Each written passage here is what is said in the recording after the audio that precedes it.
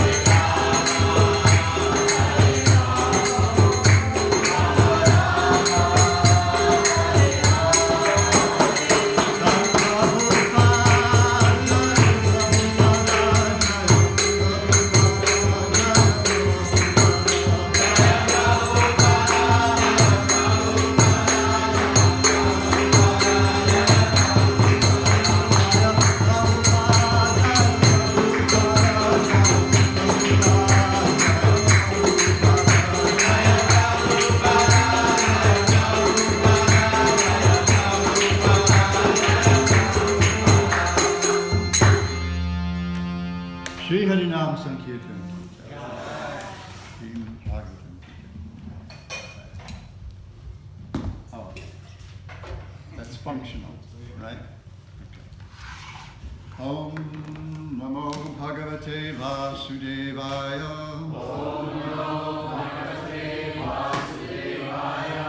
Om Namo Bhagavate Vasudevaya. Om Namo Bhagavate Vasudevaya. Om Namo Bhagavate Vasudevaya. Om Namo Bhagavate Vasudevaya.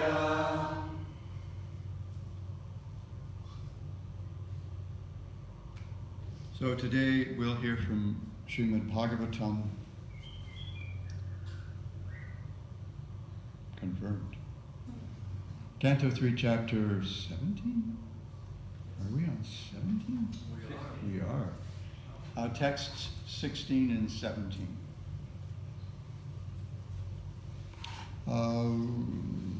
Let's do 16 together because it's Anushtup, noisy. Tav Adi Daityao Sahasa Tavadi Daityao Sahasa Vyajamanatma Paurusho Vyajamanatma Paurusho Vavridhate Asmasarena Vavridhate Smasarena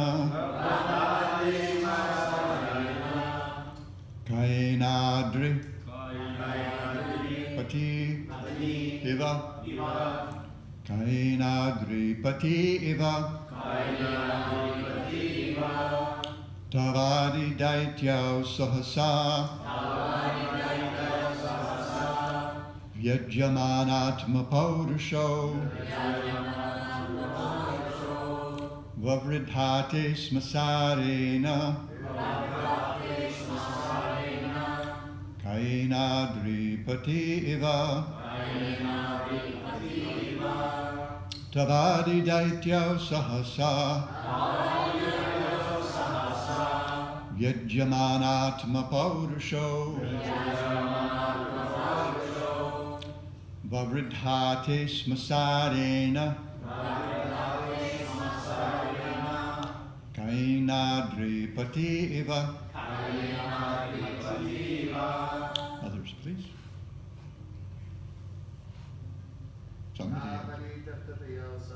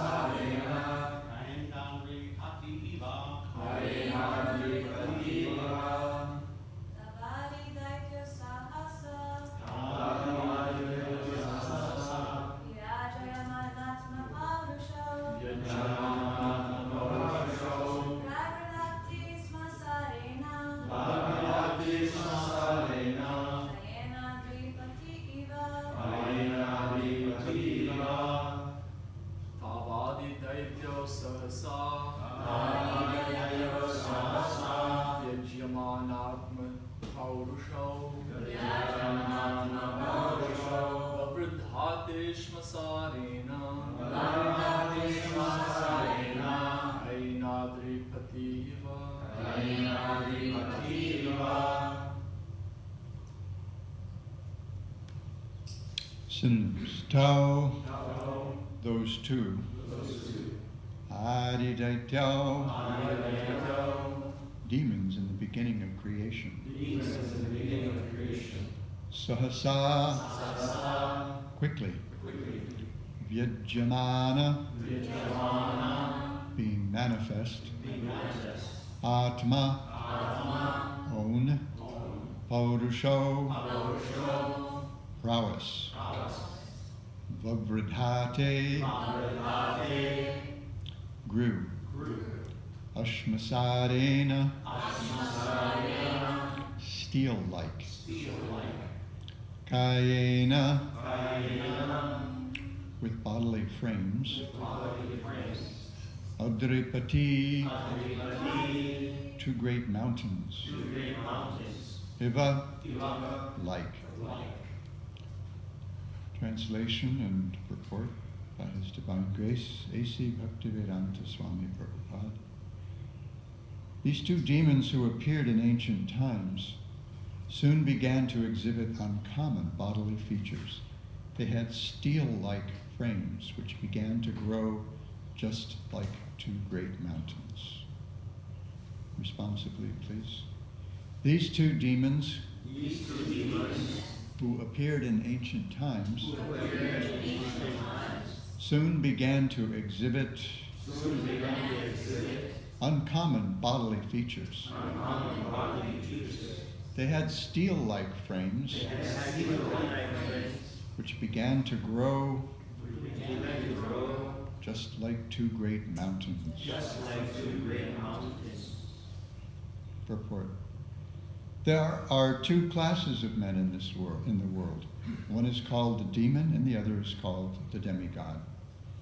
The demigods concern themselves with the spiritual upliftment of human society, whereas the demons are concerned with physical and material upliftment. The two demons born of Diti began to make their bodies as strong as iron frames, and they were so tall that they seemed to touch outer space. They were decorated with valuable ornaments, and they thought that this was a great success in life. Originally, it was planned that Jaya and Vijaya, the two doorkeepers of Vaikuntha, were to take birth in this material world where, by the curse of the sages, they were to play the part of always being angry with the Supreme Personality of Godhead.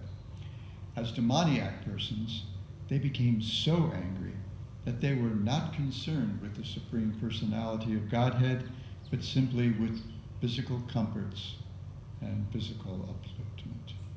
Text 17. Divishpashahema kirita kotibhir niruddhakastau spurarangada bhujau gam kampayantau charanai pade pade katya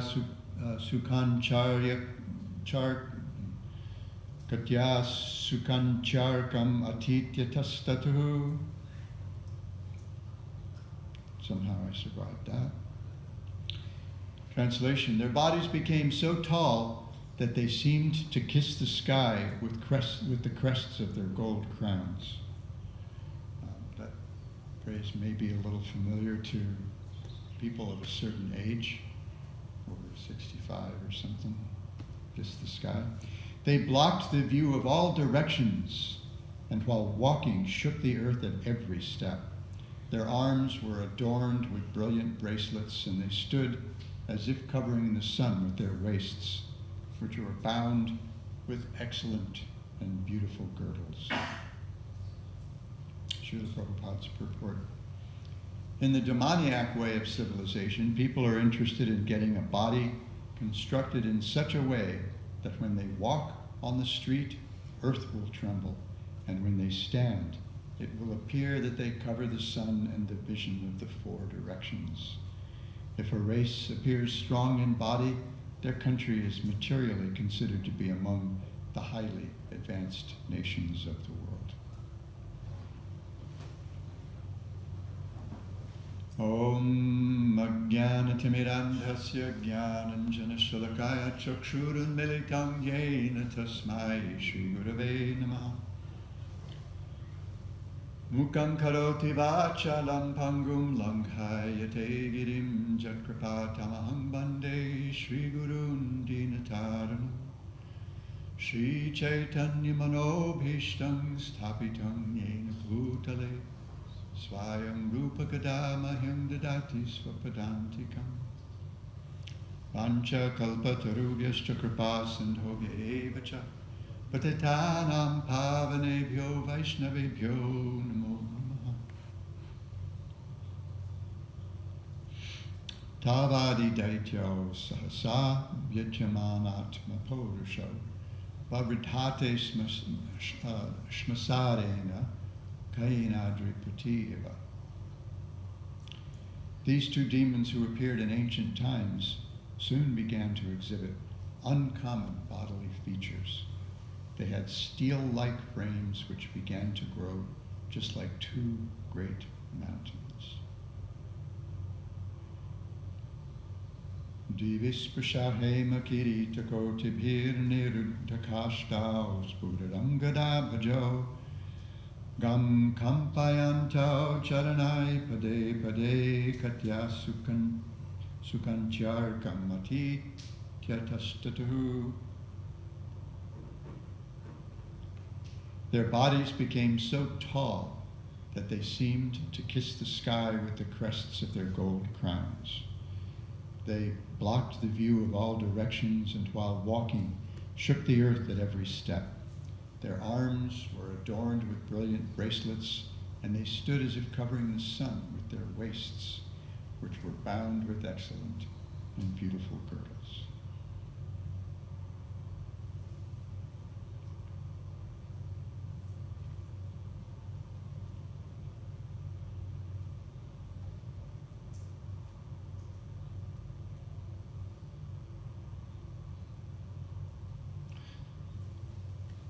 So there are different taxonomies for living beings. It's like we see in the Bhagavatam, there are so many kinds of germs, and then there are so many kinds of aquatics, and then there are the birds, and then there's a number of snakes, and so many different things. Some with 4 legs, some with 2 legs, and 400,000 species of human beings, which is really interesting to consider. I was discussing this with somebody the other day, and we were thinking, well, maybe it's like psychological archetypes or something. I don't know. 400,000. How do we figure 400,000 kinds of human beings?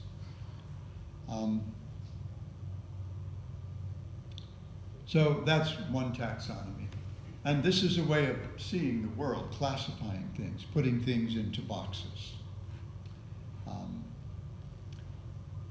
And this is a strategy that I used to teach when I taught college writing, especially the lower division writing classes or even the remedial writing classes, what we call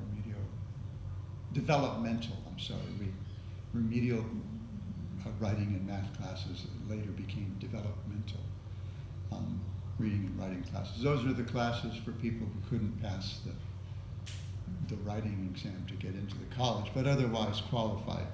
So we have these classes that would bring them up to being able to write at college standards. So one of the strategies that we used was definition. Another was classification. So you figure out, different kinds of things. Different kinds of cars or something like that. So here we have a taxonomy of humanish people. Maybe the 400,000 human species includes the devatas because we don't see them in that Bhagavatam verse. Good and bad, right? Those who are interested in the upliftment of human society, upliftment of all society, and those who are interested only in themselves. Srimad Bhagavatam tells us at the outset, 2nd verse, that this is a text that won't be appreciated by this second class, this other class. the selfish people, here classified as demoniac. Tells us right out of the box, right out of the gate, right out of the blocks, right out of the starting blocks. That's what I was thinking, box, right out of the box. Right out of the starting blocks. This is for godly people. This is a text for people who are pure in heart. Not just godly, but who are pure in heart, completely free from all competitive spirit. They don't have any self-interest at all. Dharma prauchita kaitavatra paramo nirmatsanam satam. The satam. Those who are pure in heart. And how is it that they're pure in heart? No self-interest. They don't compete with anyone else to enjoy the resources of material nature. Why? Dharma prauchita kaitavatra. Because they've already taken the step that Krishna tells Arjuna at the end of the Bhagavad Gita to take. Give up all kinds of conventional religion, characterized in the second verse of the Bhagavatam as kaitavatarma, cheating religion. And once more, this is going to sound very familiar to some of you, sound like a broken record. Is the old man in a rut, or is he in a groove? You decide.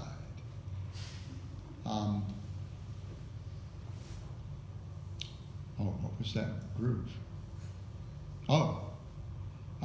What makes it cheating religion? What is it that constitutes the cheating religion that's rejected at the very beginning that has been rejected? The Bhagavatam tells us this is for people who've already completely rejected all this conventional religion. Sarvadharman parityajya, completely reject, right? Prauchita, having completely rejected. What? Dharma, artha, kama, moksha, vancha. What? That's everything. Right, isn't it? Virtue, cultivating virtue, at least a virtuous reputation. We may not want to be, what is that saying we came up the other day? Please, dear God, please make me a saint, but not just now. Not today. What's that? Augustine? Aquinas? Augustine? Dear God, please make me a saint. Not just you. Maybe tomorrow. There's a Bengali saying, I can't remember the Bengali now. If something's auspicious, do it immediately. If it's inauspicious, put it off until tomorrow. Right? So, dear God, make me a saint. Not just you. Not today. Maybe tomorrow. Still got some business to enjoy here. But the Bhagavatam's not for that kind of person. The Bhagavatam's for those who are done with that. Dharma, artha, kama, moksha, vancha. Those who have a desire for at least a virtuous reputation, if not actual virtuous character. Why virtuous character? So we can get ahead in the world. We want to do good so we can get ahead in the world. Why do we want to get ahead in the world? So we can enjoy. My least favorite poster promoting higher education that I saw when I was in a lot of campuses, college campuses, they'll have the official campus bookstore and then they'll have an off-campus bookstore. And the off-campus bookstore generally will have better deals on books, a little lower retail prices for the new books even, and they manage somehow to get more used books. Don't get me started on the whole the college textbook thing. It's like a nasty, really nasty, vicious cycle. But so I went in, I was over, this is maybe early 90s, I was over at the KB Books, which was the off-campus bookstore in San Diego State, at the different community colleges. And so I was at the San Diego State KB Books, just outside the gate of the campus. And there's this great big poster on the wall. And the headline on the poster said, "Justification for Higher Education." And it was like this huge house up on a hill. And down in front of the house was a garage with 5 cars, each of which cost probably twice as much as the house that I had on the Big Island. And every time I went in there, I'd see that poster and my blood would just curdle. Unfortunately, that is the case. That is why people go to college, to get a job, to set themselves up to get a job. Almost everybody is not there to figure out the meaning of life, or even to figure out just how to live a decent life. So this is all about, so getting ahead in the world so we can enjoy. And when we're able to finally get it through our thick skulls that that's all a scam, then we want out. Then we want freedom, moksha. Dharma, artha, kama, moksha. The four purusharthas, the four values, the four goals of human life. But they're not. They're anarthas, according to the Bhagavatam. And all the Vedic texts, the wonderful texts, Vedic texts that promote these, that show us how to get easy access to these things are, can I hear it? Okay. Jugupsitam. In Narada Muni's words, detestable, at least by comparison with the goals of Srimad Bhagavatam, which is simply to glorify pure devotional service to the Supreme Personality of Godhead. So even Vyasadeva, having compiled the Vedas, the Itihasas, the Puranas, still felt bummed out. He was completely dejected. He was depressed. And he was trying to figure out, what is wrong in my heart? Something is missing. And Narada Muni told him, yep, everything you've done up to this point, nice as it is detestable. Because it confuses people. It creates what some devotees have called this jungle of sounds, with all these different goals and ways of attaining these goals. Even the Puranas, they're classified. We've got this taxonomy of Puranas, right? We've got the Tamasic Puranas, we've got the Rajasic Puranas, and we have the Sattvic Puranas. Puranas meant for uplifting people from the mode of ignorance, from the mode of passion, and from the mode of goodness.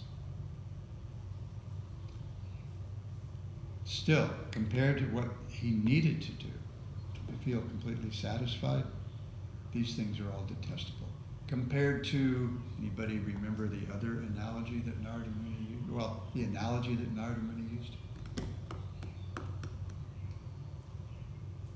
Place of pilgrimage for crows. How do we say that in four-letter Anglo-Saxon words? Dump, right? It's the garbage dump. They're all fit for the dump. So we've got, here we go. So we've got two broad classes of persons in this world. And I thought we would just take a quick look at the 16th chapter of the Bhagavad Gita to get a sense of how these two compare. So this is the chapter that Srila Prabhupada calls the divine and demoniac nature. So the first three verses outline the character of those who are seen as godly. Prabhupada calls these transcendental. He translates daiva here as transcendental. But they're at least godly. They're at least elevated. Fearlessness, purification of our existence, cultivation of spiritual knowledge, charity, self-control, performance of sacrifice, study of the Vedas, austerity, simplicity, nonviolence, truthfulness, freedom from anger, renunciation,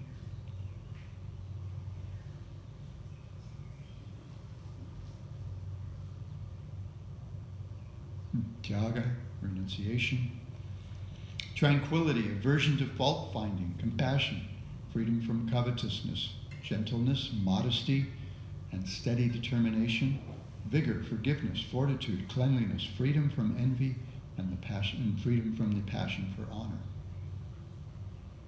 These divine qualities, these transcendental qualities, belong to those godly persons endowed with the divine nature. By contrast, we have arrogance, pride, anger, conceit, harshness, ignorance.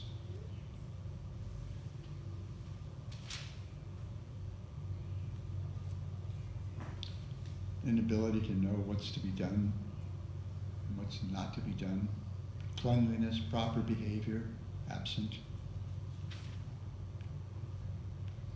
They think that the world is unreal, that there's no foundation for this world, that there's no God in control. Ultimately, this is a case made by one of the most famous scholars of religion of the 20th century, Professor Houston Smith. He wrote a very famous book called I think it's called The World's Religions, used in a lot of, survey of religion courses at universities around the world. But also a lot of other books called Why Religion. One is Beyond the Postmodern Mind, another is, somebody better get that, Beyond the Postmodern Mind and Why Religion Matters. And why does religion matter? Because it's in this realm that we get values, real human values, Professor Smith argues. And we're missing those if we have this completely materialistic society. I think I mentioned the other day my Philosophy 101 exam when I was at Maui Community College. My professor was our neighbor across the road, Will Griffiths. And our final exam for Philosophy 101 was explain and justify the philosophy of materialism. That's just one question for 2 hours. You had to write about it for 2 hours. And I said, okay. And so I did.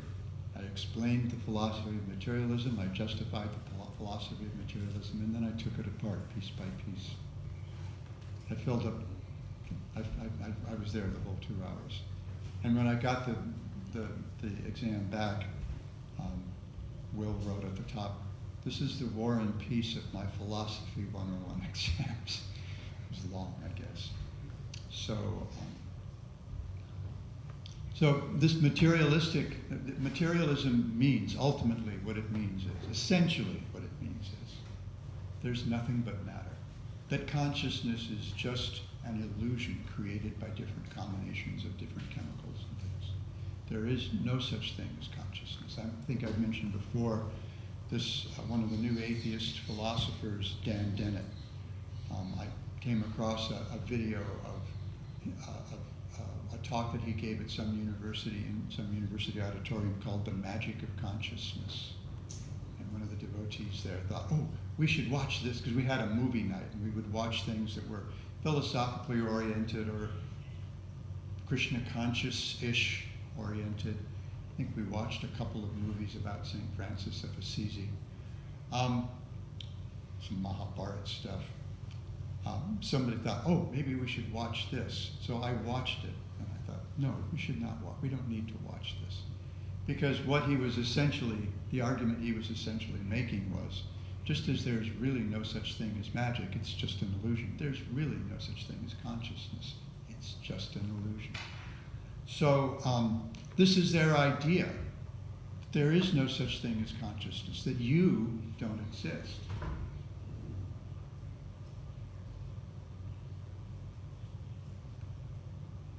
So what would be the point of our doing anything? What would be the point of our even enjoying? I mean, talk about a nihilistic worldview. Not the key.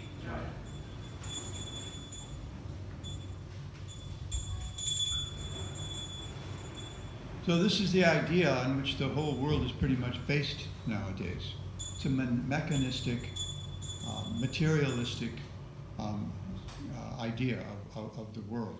The alternative is some kind of religion, which pretty much comes off as superstition to a lot of people. But the Bhagavatam presents something different. So let's take a look. Everything here is produced of sex.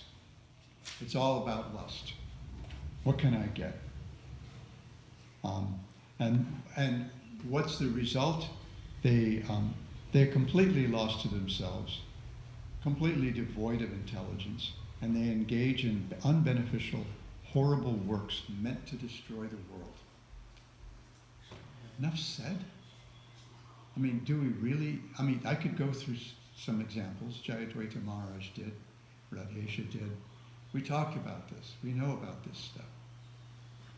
I mean, I grew up with the nuclear bombs, maybe figuratively, in my living room, because my dad had been at these, he had served in the Navy at these 2 A-bomb tests, and we had these books documenting these books of photographs, many of which my father took, documenting these first 2 A-bomb tests at Bikini Atoll in 1946. People my age grew up with the shadow of nuclear war over our heads. We grew up thinking that if there were a nuclear attack, we'd be okay if we closed the blinds in our classroom and got under our little desks. Duck and cover. Lalit remembers this by seeing stuff on TV. I lived it. It was not fun. And it's not fun now because, anyway, all the same stuff is going on. Sometimes a little bit on steroids. So these 2 broad categories are useful to help us kind of sort out who we want to associate, who we want to hear from, who we want to honor, whose values. I used to teach the course I probably taught in college more than any other, was a 2nd semester writing course. And a big focus of that was critical thinking. And after a few years, I came across a text that used semiotic analysis of American popular culture as the main critical thinking apparatus. And I just thought, this is great. Semiotics simply means looking at things as if they were signs. What does this mean? What does this tell? And essentially what you're looking for is what are the values that this particular artifact of a culture tells us about. And so we have this highly disposable culture. People have, you don't even have to be wealthy. People have a half a dozen or a dozen watches, some of which cost as much as, many of which may cost more than any car I've owned. Some have probably cost more than my former house is worth now. And closets full of clothes, just walk-in closets, rooms full of clothes. And garages full, and it's all about just what can I accumulate? What can I have? What can I get? Keeping up with the Joneses, right? If the Joneses get a new car, then we have to replace our 3-year-old car. When I was growing up in the 40s, 50s, and 60s, this was built into the cars, planned obsolescence. They changed the appearance of the car, not just the mechanical features or whatever, but they changed the appearance of the car every year. Every year in the fall, little American boys would say, okay, what are the 1957 Chevrolets and Fords and Buicks going to look like? So we find out in September or October of 56. And then it was in 58, they had like dual headlights. And I thought, okay, so what's a 1980 car going to look like?